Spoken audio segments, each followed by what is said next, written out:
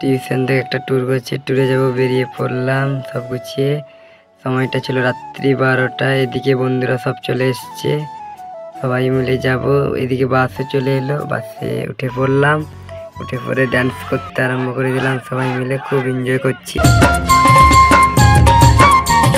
দিন সকাল টিফিন করে বেরিয়ে পড়লাম দিদিদের সঙ্গে, সবাই মিলে যাচ্ছি পাহাড়ের দিকে ঘুরতে।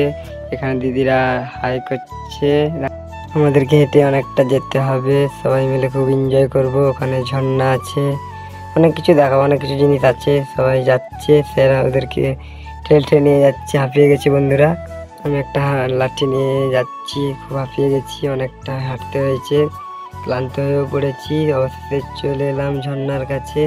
খুব সুন্দর একটা জায়গা, খুব সুন্দর বন্ধুরা। শুধু ভিউটা দেখো, কত সুন্দর দেখতে, ভিউটা দেখো।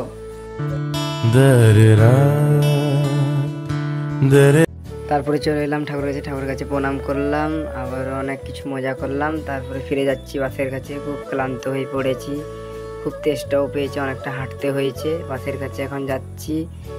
ফাইনালি আমরা বাসের কাছে পৌঁছে গেলাম। এখন আমরা লাঞ্চ করে বেরিয়ে পড়বো নিউপুরীর দিকে। বাসে উঠে পড়েছি, লাঞ্চ করে সবাই ড্যান্স করছে, বন্ধুরা খুব এনজয় করছে। ফাইনালি চলে এলাম নিউপুরীতে, জায়গাটা দেখো।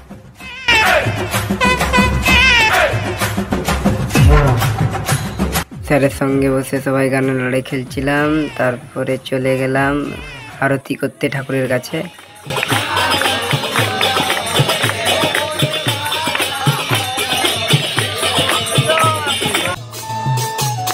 তারপরে সবাই মিলে একটু ঠাকুরের গানে নাচ করলাম।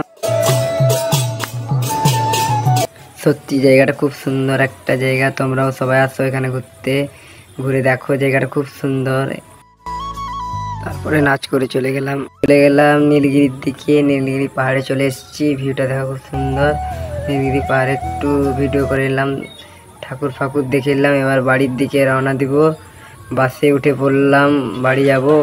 এদিকে বন্ধুরা আবার ড্যান্স করতে আরম্ভ করে দিয়েছে, কিন্তু আমার মনটা ভালো নেই। সবার সঙ্গে এরকম এনজয় করেছি, এখন বাড়ি চলে যেতে হচ্ছে, তাই মনটা আমার ভালো নেই। বন্ধুরা সব ড্যান্স করছে।